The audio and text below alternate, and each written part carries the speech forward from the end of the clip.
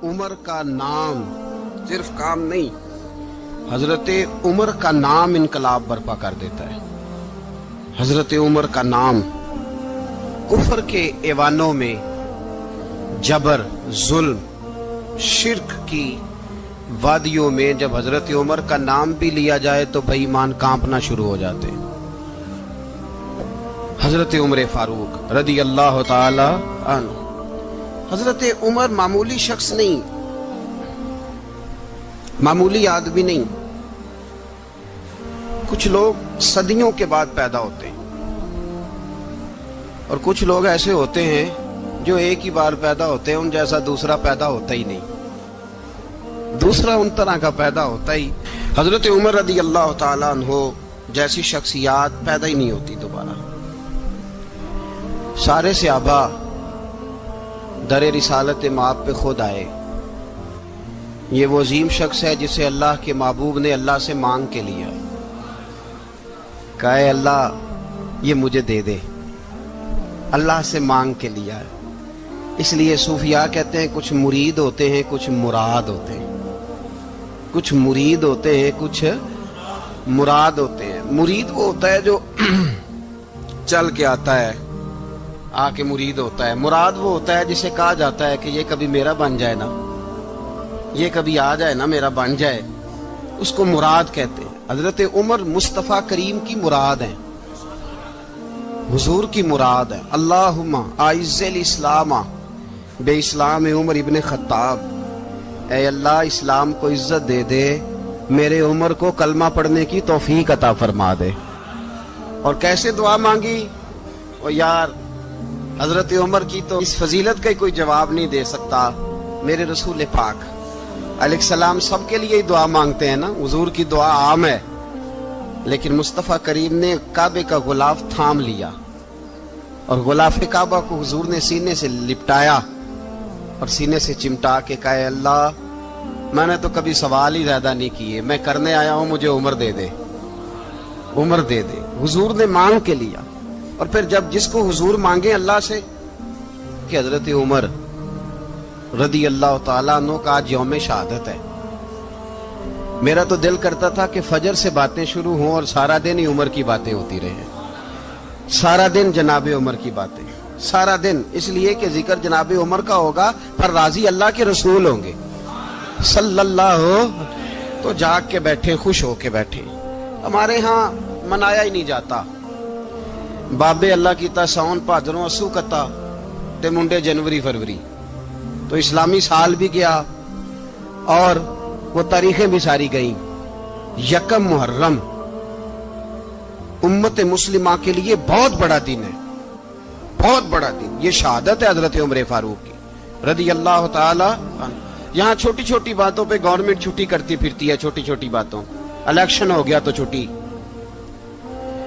फलां जगह पे थोड़ा सा किसी ने खबर दे दी कि कोई परेशानी है तो छुट्टी, फलां जगह ये हो गया तो छुट्टी।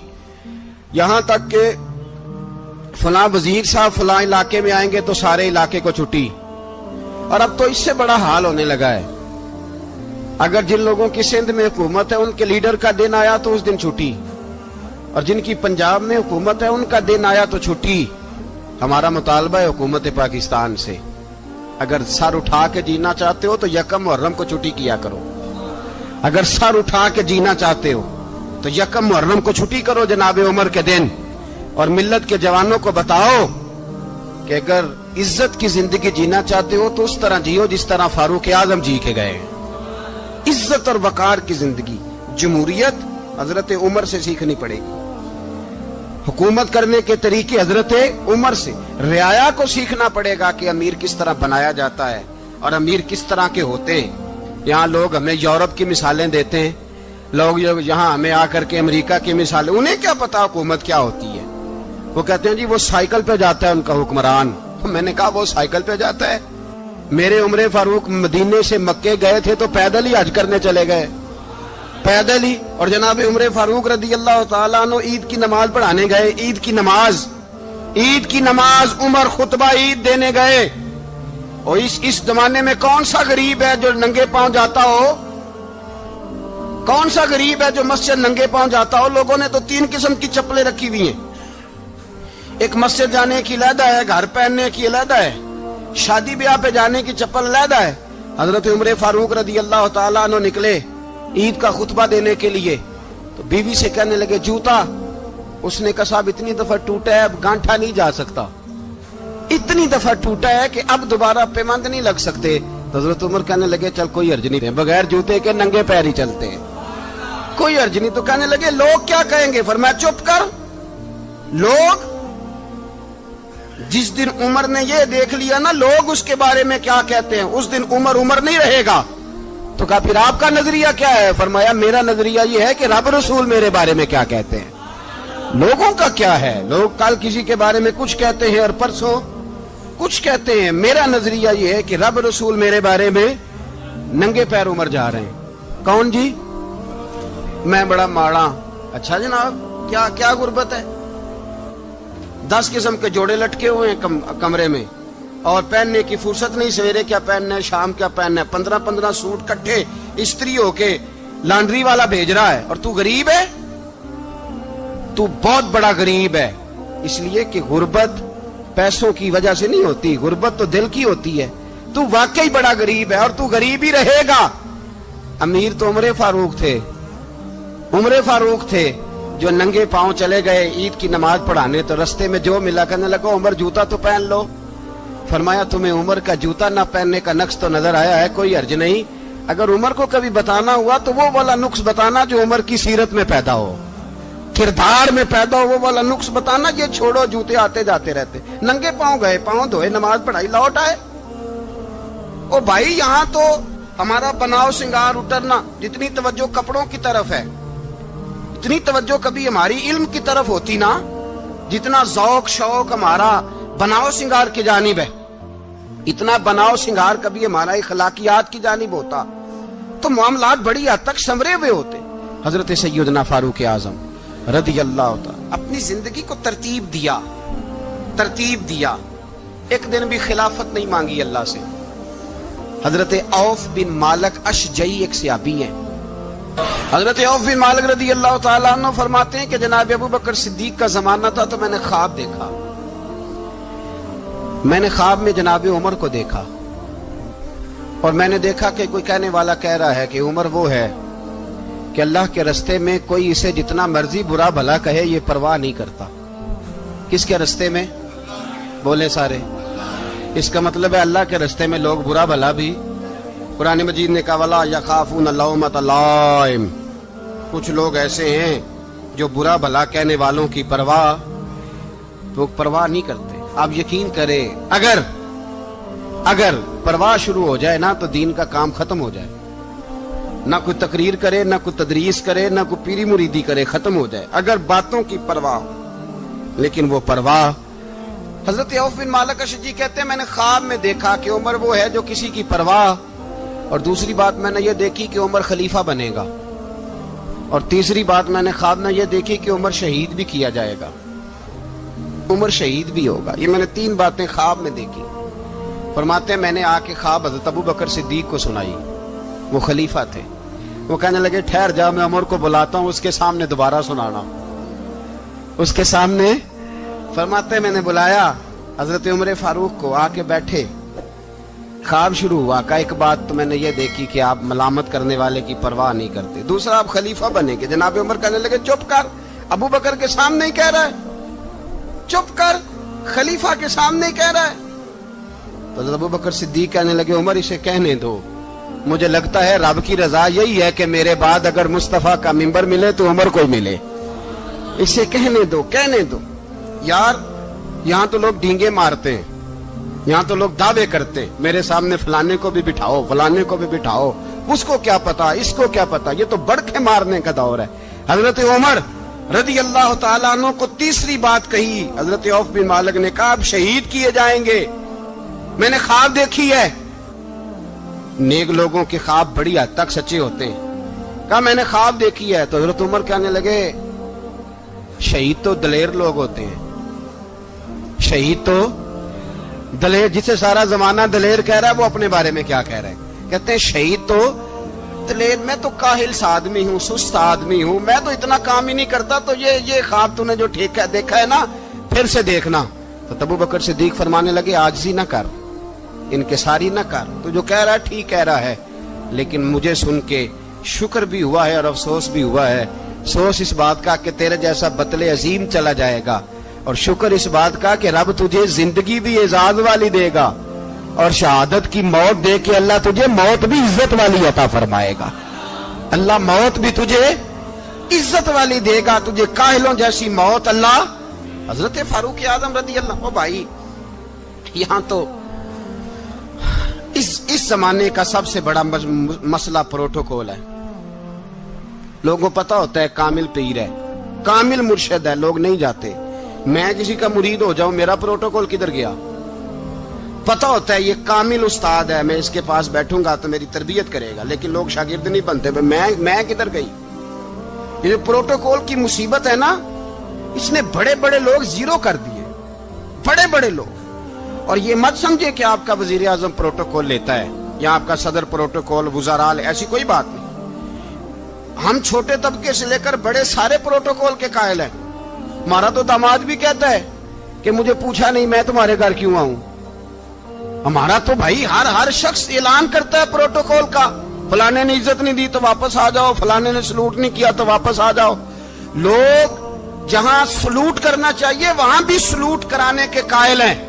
پر حضرت عمر رضی اللہ تعالی، حضرت عمر کی سادگی اور پھر جناب عمر کی عاجزی، جب انسان اپنے اوپر سوار کر لیتا ہے نا، سوار کر لیتا ہے، میں بدکار پرانا خادم، کسے در ملی نٹ ہوئی، تے واصف یار نے نظر جو کیتی تے واصف ہی۔ میں اکثر سوچتا ہوں حضور نے جہاں بھی کہا نا، فرمایا میرے بعد نبی ہوتے تو خطاب کے بیٹے عمر ہوتے۔ حضور نے فرمایا عمر جس رستے سے جاتا ہے شیطان وہ رستہ بدل جاتا ہے۔ نبی پاک صلی اللہ علیہ وسلم نے فرمایا میرا عمر وہ ہے کہ اس کی زبان پر حق جاری ہے۔ حضور علیہ السلام نے فرمایا 950 سال حضرت جبریل میرے عمر کی شان بیان کریں تو ان کی عظمت ختم نہیں ہوتی۔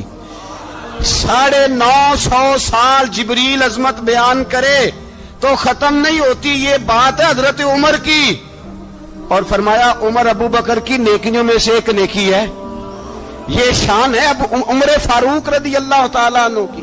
حضور نے فرمایا میرے بعد نبی ہوتے تو عمر ہوتے، جس گلی سے عمر آئے شیطان رستہ بدل جائے۔ میرے عمر فاروق کی شان 950 سال بیان ہو تو ختم نہ ہو۔ عمر کی زبان پر اللہ حق بیان کرتا ہے، جو عمر کہتا ہے وہی رب کر دیتا ہے۔ حضور ساری زندگی فضیلتیں بیان کرتے رہے، عمر جواب میں کیا کہتے ہیں؟ کوئی بتائے نا کہ یہ والی حدیثیں کبھی عمر نے بھی روایت کی ہوں کہ حضور نے میرے بارے میں یہ کہا ہے۔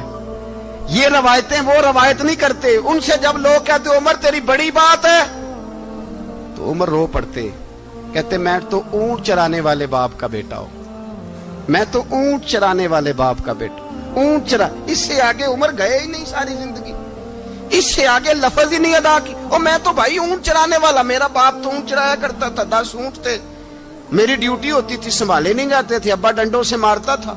ساری زندگی عمر حج کرنے گئے، ایک خشک تنا کھجور کا عمر فاروق رضی اللہ تعالیٰ عنہ نے اس کو اپنے کلاوے میں لیا، رونے لگے۔ لوگوں نے کہا عمر کیا ہوا؟ فرمانے لگے یہاں میں اونٹ چرایا کرتا تھا، یہاں میں اونٹ چراتا تھا، 10 اونٹ سنبھالے نہیں جاتے تھے۔ دیکھو رسول اللہ کی شان، آج ساری امت چلانے کا طریقہ عطا فرما دیا ہے، ساری نظریے سے پیار۔ یار پیسہ کس کو برا لگتا ہے؟ آپ جس آدمی کی 50 کروڑ کی پراپرٹی ہے اس کو پوچھیں سب سے غریب، آپ کو وہی نظر آئے گا، وہ کہے گا میں ٹائٹ ہوں۔ حالات بڑے، میں کئی باری پوچھے انہوں نے، میں کہتا ترجمہ بھی 10 چھڑوں کی، ہمیں تو سمجھ نہیں آتی، اور ٹائٹ حالات کون سے ہوتے ہیں جی؟ جس آدمی کا کروڑوں میں کاروبار ہے نا، اس کو آپ چھیڑے وہ رونے لگ جائے گا، رونے۔ تو کئی میں نے ایسے دیکھے ہیں کرائے کا مکان ہے، ان سے پوچھے صاحب کیا حال ہے، تو کہتے ہیں جتنی اللہ نے شان والی زندگی ہمیں عطا کی ہے کسی کو نہیں دی ہوئی۔ اس کا مطلب ہے خوشی بھی یہی ہے اور غم بھی یہی ہے، اندر سے خوشی ہے، اندر سے ہی۔ تو نے اگر راضی رہنا ہے تو ادھر سے رہنا ہے، ناراض رہنا ہے تو بس اپنے آپ کو خوش رکھے گا تو ہو جائے گا۔ سارے صحابہ مل کے آئے، کہنے لگے عمر فاروق سے کہنا ہے نبی پاک کے زمانے میں تو ظاہراً غربت تھی، ابو بکر کے دور میں بھی غربت تھی، اب تو بڑا مال ہے، عمر سے سفارش کرو کہ عمر نیا کرتا پہنا کرے۔ ملکوں کے سفیر آتے ہیں، عمر وہی پھٹی پرانی چادر اوڑھ کے اور وہی کئی جگہ پہ پیوند لگے سوٹ پہن کے سفیروں کے سامنے بیٹھ جاتا ہے۔ عمر کو مشورہ دو، طے ہو گئی بات۔ سب نے جب مشورہ دے لیا تو سارے کہنے لگے یہ بتاؤ شیر کی مونچھ کو ہاتھ کون لگائے گا؟ کہنا کس نے ہے؟ بندہ بھی تو ڈھونڈو نا۔ نے کہا جناب میرا یہ خیال ہے کہ مولا علی شیر خدا کہیں گے، کیونکہ جس شخص کی عمر کو سب سے زیادہ حیا کرتے دیکھا وہ شیر خدا مولا علی ہے رضی اللہ تعالی علی کہیں گے، اس لیے کہ جناب علی تو کئی دفعہ جب گفتگو کرتے تھے تو حضرت عمر چپ کر جاتے تھے اور فرماتے تھے علی نہ ہوتا تو میں ہلاک ہو جاتا، تو کہا علی سے کہو۔ جناب علی شیر خدا کو بلایا، کس کام کے لیے؟ جی اللہ اکبر۔ یہ ذرا آپ نے اس دور پہ اس بات کو ذرا لاکا جناب ان سے کہیں کہ زیادہ نہیں، ایک کرتا نیا پہن لے، سفیر آتے ہیں وزیر آتے ہیں تو ایک کرتا نیا پہن لے۔ حضرت علی کو بلایا، آپ فرمانے لگے کوئی اور بات ہوتی تو میں کہہ دیتا، یہ والی میں نہیں کہہ سکتا، کوئی اور ہوتی تو میں عمر کو کئی دفعہ کہہ دیتا ہوں، جلال میں بھی تو سن، یہ والی میں نہیں کہہ سکتا، میں تمہیں ایک مشورہ دیتا ہوں۔ کہا وہ کیا؟ کہنے لگے سیدہ عائشہ صدیقہ سے کہو، وہ مومنوں کی ماں ہیں، عمر ٹالے گا نہیں۔ اماں جی سے جا کے کہا اماں جی نیا کرتا عمر سے کہیں پہن لیں، وزیر آتے ہیں بڑے بڑے لوگ تو چلو کوئی عرض نہیں۔ اماں جی نے کہا اچھا کوئی بات نہیں میں بلا لیتی ہوں۔ جناب عائشہ نے پیغام بھیجا، جب خادم نے کہا نا مصطفیٰ کے گھر سے پیغام آیا ہے تو 20 لوگ بیٹھے تھے، عمر کانپتے ہوئے اٹھے، کانپتے دوڑے۔ حضرت عائشہ پردے میں تھی تو فرماتی ہیں عمر اتحیات کی حالت میں بیٹھ گئے۔ کہا اماں جی دیر تو نہیں ہو گئی مجھے آنے میں؟ کہا نہیں ٹائم پہ آ گئے ہو، کس لیے بلایا تھا؟ کہا عمر دیکھو غربت کے معاملات اور ہوتے ہیں، جب اللہ آسانی دے تو کوئی چیز استعمال کرنا حرام نہیں ہوتی، اگر حرام ہے تو بتاؤ۔ کہا نہیں اماں جی حلال ہی ہے۔ تو فرمایا پھر اتنے سفیر آتے ہیں مشیر آتے ہیں، اب تو مال غنیمت بڑا آتا ہے، ڈھیر لگ جاتے ہیں مسجد میں، تو چل ایک نیا کرتا تم بھی پہن لیا کرو، اور آپ نیا کرتا پہنو گے تو دھاک بیٹھے گی غیروں پر، تو صحابہ کا مشورہ ہے کہ آپ نیا لباس پہنے۔ اماں جی کہتی ہے میں نے حکم دیا تو عمر چپ کر گئے، گردن جھک گئی۔ تھوڑی دیر کے بعد سیدنا عمر فاروق نے سر اٹھایا تو داڑھی پہ آنسو گر رہے تھے، رو پڑے، کہنے لگے پاک محبوب کی پاک بیوی جیسے حکم کرتی ہو میں حاضر ہوں، پر مجھے وہ والا لباس پہنانا جو میرے مصطفیٰ نے پسند فرمایا ہے، اگر یہ رنگ رسول پاک کا ہے تو میں حاضر ہوں، اور اگر نبی پاک کا نہیں تو پھر جیسے آپ حکم کریں۔ جناب عائشہ کہتے ہیں عمر روئے تو میں زیادہ روئی، میرا پلو بھیگ گیا آنسوؤں سے۔ میں نے کہا عمر آپ جائیے۔ عمر یوں نکلے تو جو صحابہ کھڑے تھے وہ کونے میں تھے، سارے آ گئے۔ کہا اماں جی کیا بناؤ؟ فرمایا بھائی تم سب جو باتیں کہتے ہو وہ اپنی جگہ ٹھیک ہیں، پر عمر جو بات کرتا ہے وہ سب سے زیادہ ٹھیک ہے۔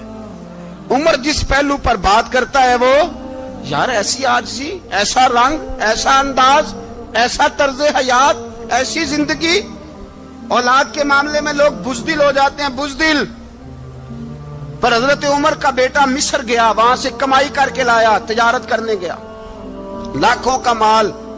کون سا باپ ہے دنیا میں جس کا بیٹا باہر سے پیسے لے کے آئے تو ابا تفصیل پوچھے کہ بیٹا کہاں سے کمائے، کہاں سے لایا، کتنے ملے، کیوں آئے؟ کون سا باپ تفصیل پوچھتا ہے؟ ابا تو کہتا ہے لا صحیح، اور تعریفیں کرتا ہے میرا بیٹا بڑی کمائی کرتا ہے۔ کبھی پوچھا ہے اس سے کہ ڈیوٹی صحیح دیتا ہے کہ نہیں؟ کبھی پوچھا ہے کہ تو ایمانداری کی روزی لاتا ہے کہ حرام کی کماتا ہے؟ یہ باپ کی ذمہ داری ہے، یہ اماں کی ذمہ داری ہے۔ پھر کہتا ہے بیماری کیسے آ گئی، پریشانی کیسے آ گئی؟ تو نے کبھی سوال کیا اپنی اولاد سے؟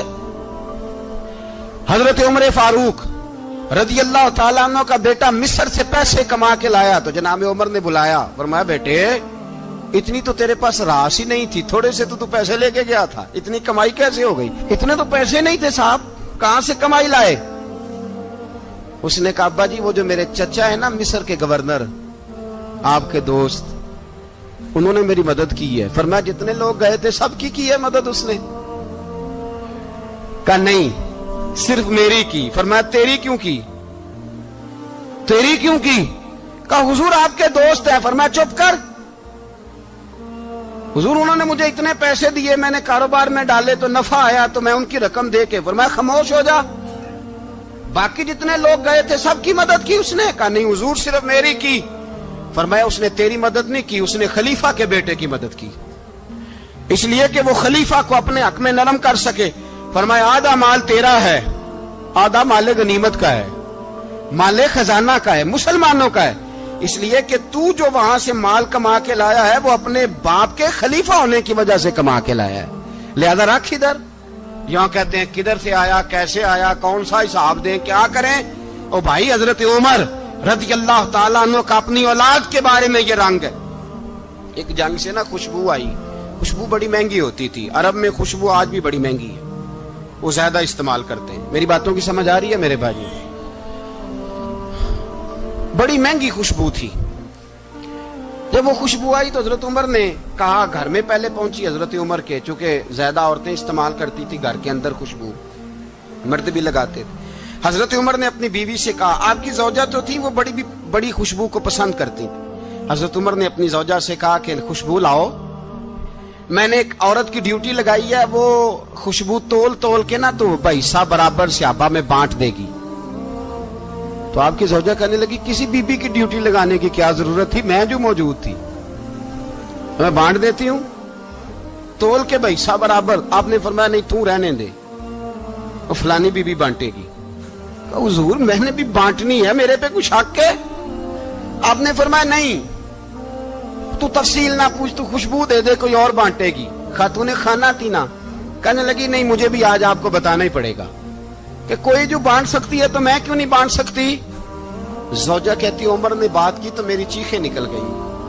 حضرت عمر فرمانے لگے جب تو خوشبو بانٹے گی نا تیرے ہاتھوں کو بھی لگے گی, تیرے دوپٹوں کو بھی لگ جائے گی. اگر رب کریم نے مجھ سے سوال پوچھا کہ عمر خوشبو تو مسلمانوں کی تھی, تیری بیوی کے دوپٹے کو کیوں لگ گئی, تو میں اللہ کے حضور کیا جواب دوں گا؟ اگر اللہ نے یہ سوال کیا کہ تیری بیوی نے کیوں لگائی, وہ تو حصہ تھا مسلمانوں کا, تو نے تیری بیوی نے کیوں لگائی؟ تو فرمایا میں نہیں چاہتا کہ اللہ کے حضور مجھے اور تجھے باز پرس ہو, لہذا کسی اور کو بانٹنے دے. زوجہ روئی اور تڑپ کے کہنے لگی عمر مجھے لگتا ہے صبح قیامت بھی تیری بیوی ہونے کی وجہ سے اللہ مجھے جنت عطا فرما دے گا, تیری زوجہ ہونے کی برکت سے. بھائی یہ معیار رکھا, خدا کی قسم ایسا شخص تاریخ میں دوبارہ نہیں آیا. اتنا بڑا آدمی, اتنا بڑا شخص, اتنا بڑا آدمی, اور پھر رنگ یہ ہے کہ عمر 22 لاکھ مربع میل کا حکمران, 22 لاکھ, اور کھجور کے درخت کے نیچے مٹی کا ڈھیلا لے کے سو گئے ہیں, پرواہ کوئی نہیں, کوئی مسئلہ ہی نہیں. 2 غلام ساتھ بیٹھے تو ایک روٹی حضرت عمر نے گھر سے منگوائی, تھوڑا سا سرکہ, تو غلام کہنے لگے ہم نے بھی کھانی ہے. فرمایا کوئی حرج نہیں, روٹی کو پیٹ بھر کے کھانا ضروری تو نہیں, 3 حصوں میں بانٹ لیتے. ایک آدمی آیا ہوا تھا مصر کا رہنے والا ملنے کے لیے, اس نے پوچھا عمر کدھر ہیں, تو کہا وہ ادھر جاؤ مسجد میں بیٹھے ہوں گے, اور واپس آیا تو کہنے لگا وہاں تو 3 غلام بیٹھے ہیں, ایک روٹی بانٹ کے کھا رہے ہیں, لگتا ہے کئی دنوں سے روٹی نہیں ملی. کہا 3 غلام تو کوئی نہیں, وہاں 2 ہی تھے, تیسرے تو امیر المومنین تھے. اس نے کہا نہیں 3 غلام ہیں, کپڑے بھی ایک طرح کے پہنے ہوئے, بلکہ 2 کے تو پھر صحیح ہیں, تیسرے کے تو زیادہ ماڑے ہیں. کپڑے بھی ایک طرح کے, کھانا پینا بھی ایک طرح کا, اور ان کا نشست برخاست بھی ایک طرح کی ہے, لہذا کوئی فرق نہیں. حضرت ابو ہریرہ کہتے ہیں میں لے کے آیا, اور جناب عمر کو جب میں نے کچی زمین میں تامت سمیٹ بیٹھے دیکھا تو میں رو پڑا. میں نے اس مصر سے آنے والے کو کہا تو اس کے جلوے دیکھ, اگر اس کی ذات میں اتنا حسن ہے تو محمد عربی کا مقام کیا ہوگا. یہ مقام غور ہے, مقام غور. اور اہل بیت نبوی, یہ بات میں پہلے بھی کرتا ہوں, آج پھر کرنا ضروری سمجھتا ہوں. اہل بیت کا پیار سن لو کان کھول کے, اہل بیت کا پیار اگر ہمیں کسی نے سکھایا ہے تو سیدنا عمر فاروق نے سکھایا ہے. اہل بیت نبوت کی محبت اگر کسی نے سکھائی ہے تو کس نے سکھائی ہے؟ بول کے بتائیے. حضرت عمر نے، اہل بیت کا پیار ہمیں حضرت عمر نے بول کر کے سکھایا ہے. بھائی یاد رکھیں، کسی کی طاقت نہیں تھی دم مارنے کی حضرت عمر کے سامنے، طاقت ہی نہیں تھی. کیسر و کسرا کانپ جاتے تھے، جرأت ہی نہیں کرتے تھے حضرت. اور ہمارے تو تعلقات بڑے ہیں نا غیروں سے. حضرت ابو موسیٰ اشعری رضی اللہ تعالیٰ عنہ فرماتے ہیں میرا منشی عیسائی تھا. وہ کاتب کہتے تھے وہ لوگ، میرا حساب کتاب عیسائی تھا. تو فرماتے ہیں ایک دن میں نے وہ سارا حساب کتاب لین دین کے حضرت عمر کو دکھائے تو فرمانے لگے جس نے لکھے ہیں اس کو بلاؤ. کہنے لگے ضرور مسجد نہیں آ سکتا. کیوں نہیں آ سکتا؟ کہنے لگے وہ عیسائی ہے. کہتے ہیں حضرت عمر جلال میں آ گئے. آپ فرمانے لگے جنہیں رب دور کرتا ہے تم کیوں قریب کرتے ہو؟ جنہیں اللہ دور کرتا ہے. فرمایا تم غیروں کو اگر عہدے دو گے تو اپنوں کا کیا بنے گا؟ اگر تم غیروں کو عہدے دو گے تو اپنوں کا. یہ سوچ ہے جو آج برما کے مسلمانوں کے لیے بھی ضروری ہے. کہا اگر تم غیروں کو عہدے دو گے تو اپنوں کا. ہم نے غیروں کو عہدے دیے تو دیکھا نا اپنے کس طرح کاٹے جا رہے ہیں. غیروں کو جو عہدے دے دیے یارانے سارے غیروں سے. روز دعویٰ ہوتا ہے چین ہمارا سجن ہے، چین ہمارا دوست ہے. او بھائی دوست ہے تو اس سے کہو نا کہ برما تو تمہاری ایک چھوٹی سی ریاست ہے، چین کے بغیر تو وہ سانس بھی نہیں لے سکتا. اس کو کہو نا اس حکومت پہ دباؤ ڈالے. لیکن ہم لوگوں نے غیروں کو عہدے دیے تو اپنے پس گئے. حضرت عمر کہتے تھے ذمی کا ہم ادب کریں گے. ذمی کافر کا ہم، ایسا کافر جو مسلمان ریاست کو قبول کرے، بدامنی نہ پھیلائے. ایک آدمی کو آپ نے دیکھا آنکھوں سے نابینا ہے اور بھیک مانگ رہا ہے. تو حضرت عمر کو نظر آ گیا. فرمایا کون ہو؟ اس نے کہا میں یہودی ہوں. فرمایا بھیک کیوں مانگتے ہو؟ کہا جب تک تندرست تھا مسلمانوں کو جزیہ دیتا تھا، بوڑھا ہو گیا ہوں کیا کروں. حضرت عمر نے گھوڑے کی پشت پہ بٹھایا، کافر کو گھوڑے کی پشت پہ بٹھایا اور بٹھا کے مدینے لائے. حضرت علی شیر خدا وزیر خزانہ تھے. فرمایا علی اس کا وظیفہ جاری کرو. کہا یہ کون ہے؟ فرمایا یہ یہودی ہے لیکن یہ ہمیں جزیہ دیتا رہا، بوڑھا ہو گیا بیچارہ، بھیک مانگنے پہ مجبور ہے، ہماری حکومت کے اندر رہتا ہے، اس کا پورا وظیفہ جتنا خرچہ اتنا وظیفہ لگاؤ. حضرت علی کہتے ہیں میں وظیفہ لگا رہا تھا اور وہ میرے نبی کا کلمہ پڑھ رہا تھا، وہ رسول اللہ کا کلمہ پڑھ رہا تھا. یہ مزاج، یہ نہیں کہ کافر. حضرت عمر نے گورنروں کو خط لکھے تھے کہ زبردستی کسی کو مسلمان نہیں کرنا، جہاں ان کی عبادت گاہیں بنی ہو گرانی نہیں، کوئی مندر کوئی گرجا ضائع نہیں کرنا. اسلام سب کو جینے کا موقع دیتا ہے، پر بے ایمانوں ظالموں بدذاتوں تمہیں یہ کہتا ہے کہ ہم تمہیں جینے کا موقع دیتے، تم بھی مسلمانوں کو جینے کا موقع دو. یہ جہاں بستے ہیں جہاں رہتے ہیں انہیں وہاں جینے کا موقع دو، انہیں بھی اللہ اکبر کہنے کا موقع دو، انہیں بھی قرآن پڑھنے کا موقع دو، انہیں بھی رسول اللہ پر درود پڑھنے کا موقع دو. ہمارے ملک میں عیسائی اپنی مرضی سے کھلے عام تبلیغ کرتے ہیں. یہاں تو چینل چلائے ہیں عیسائیوں نے. کسی مذہبی جماعت نے کبھی جلوس نکالا ہے کہ عیسائیوں کا چینل بند کرو؟ بولے نکلا ہے کہ نہیں نکلا؟ کتنے ظلم کی بات ہے. ہم جب غیر کو اتنا تحفظ دیتے ہیں، اتنا تحفظ دیتے ہیں. ہم نے دیکھا ہے، مجھے بیسیوں لوگوں نے عید پہ ٹیلی فون کیے کہ عیسائیوں کو قربانی کا گوشت دے لیں، مجبور ہیں جی، دروازے پہ آ گئے ہیں، ہمارے کام کاج کرتے ہیں. بیسیوں لوگ، عام آدمی کے دل میں ان کا اتنا جذبہ ہے.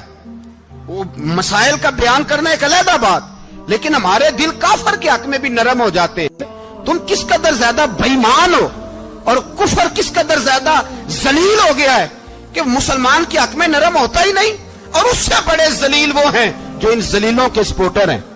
وہ کسی عرب ملک کے حکمران ہو یا کسی اور جگہ کے، وہ بڑے ذلیل ہیں جو ان ذلیلوں کے سپورٹر ہیں، جو برما کی بچیوں کے قتل پر اپنی حکومتیں چمکا رہے ہیں.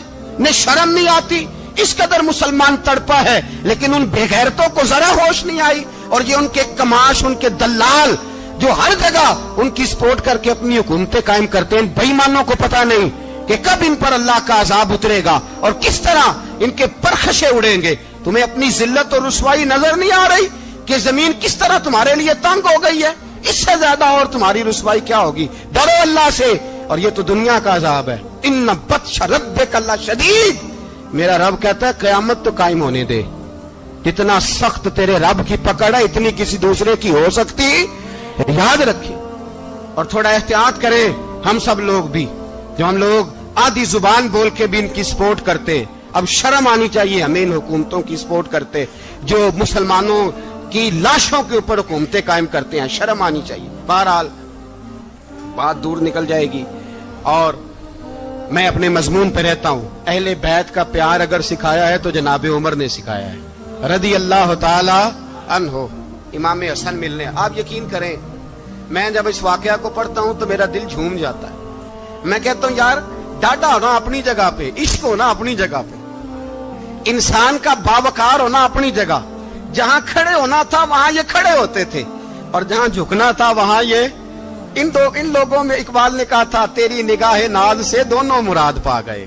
अकले की याबो जुस्तजू इश्के हुजूरो इस तरह। जहां अगर आया है सामने कैसरो किसरा तो उमर जैसा दलेर कोई नहीं।